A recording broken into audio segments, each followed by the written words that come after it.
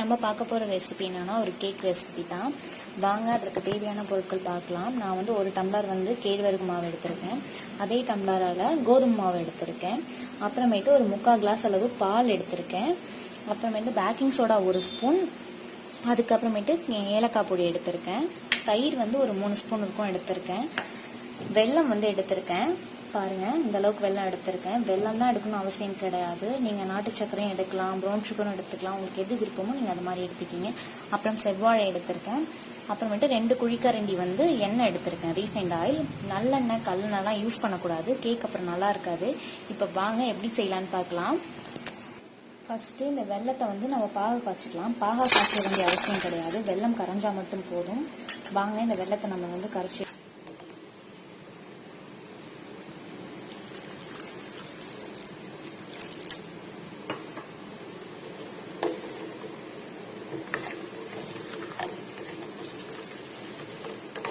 இன்னும் வெல்லம் முழுசாக கரையில, அது கரையிற வரைக்கும் நம்ம வெயிட் பண்ணுவோம். வெல்லம் கரையறதுக்குள்ள நம்ம இந்த வாழைப்பழத்தை அரைச்சிட்டு எடுத்துட்டு வந்துடலாம். செவ்வாழை தான் சேர்க்கணும்னு அவசியம் கிடையாது, நீங்க வாழைப்பழம் வேற எதா இருந்தாலும் சேர்த்துக்கலாம். கையால மசிக்கலாம், ஆனால் சரியா மசியாது. ஸோ அதனாலதான் நான் இதில் போட்டு அரைச்சி எடுத்துட்டு வர போறேன்.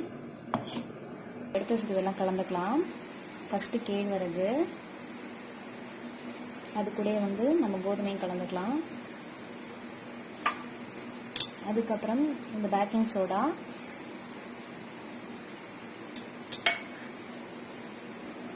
தயிர் கலந்துக்கலாம் இது கூடயே. அப்புறம் வாழைப்பழம் வச்சுக்கோங்க, அதையும் எல்லாத்தையும் சேர்த்துக்கலாம்.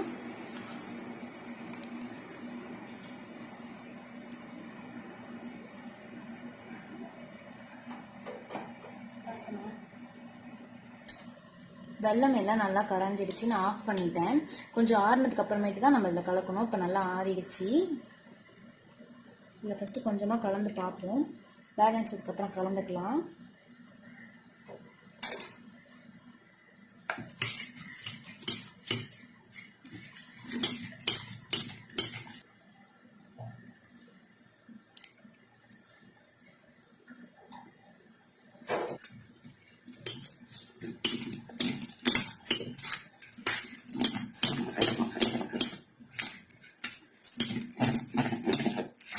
நல்லா கட்டி இல்லாம கலக்கணும்.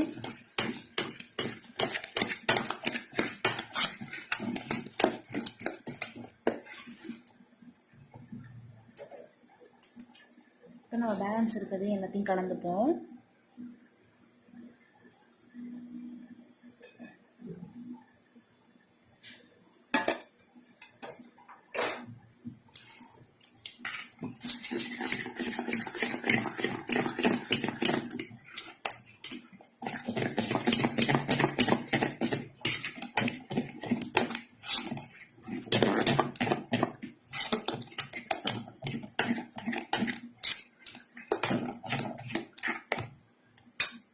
இப்போ நம்ம பால் சேர்த்துக்கலாம்.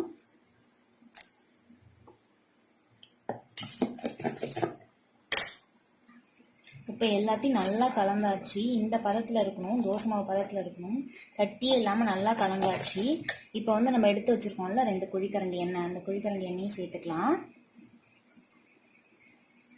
இப்போ இந்த குழிக்கரண்டி எண்ணெயும் சேர்த்துட்டு நல்லா மிக்ஸ் பண்ணணும்.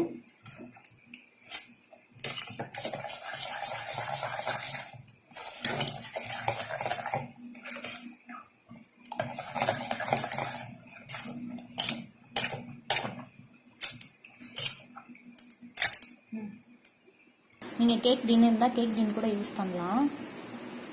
இப்போ நெய்யை ஃபுல்லாக இதில் நம்ம தடவி விட்டுப்போம், அப்போ தான் வந்து கேக் எடுக்க நமக்கு வசதியாக இருக்கும். இப்போ இந்த டிஃபன் பாக்ஸில் வந்து நான் ஃபுல்லாக நெய் தடவிட்டேன். இப்போ நம்ம கலந்து வச்சுருக்க அந்த மாவு இதில் சேர்க்கலாம்.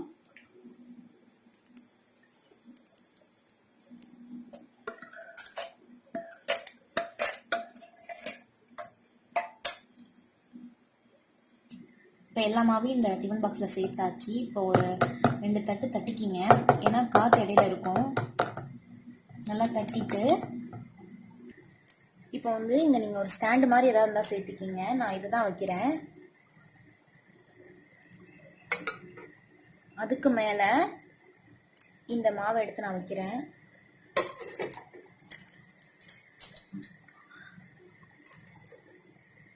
இப்போ வச்சாச்சு. இப்போ வந்து நான் வந்து கேஸ் கட்டும் போடல, விசிலும் போடல, மூடிடுவேன்.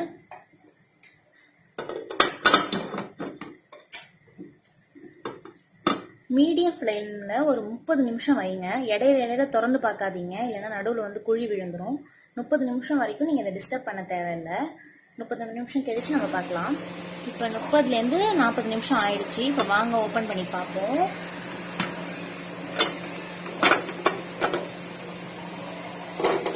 நம்ம மாவு வந்து எது வரைக்கும் வச்சிருந்தோம், இப்போ எது வரைக்கும் வந்திருக்குன்னு பாருங்க. இப்போ வந்து இந்த மாதிரி ஸ்பூன் வச்சு குத்தி பார்க்கலாம் வெந்துருச்சான்னு. ஒட்டவே இல்லை, வெந்துடுச்சு. இப்போ வாங்க இது ஒரு பிளேட்டுக்கு மாற்றிட்டு நான் காட்டுறேன். இப்போ பாருங்க நம்மளோட கேக் ரெடி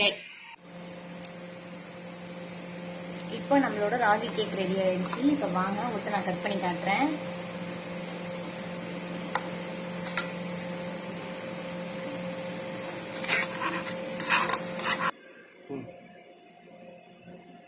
எவ்வளோ சாஃப்டா இருக்கு பாருங்க.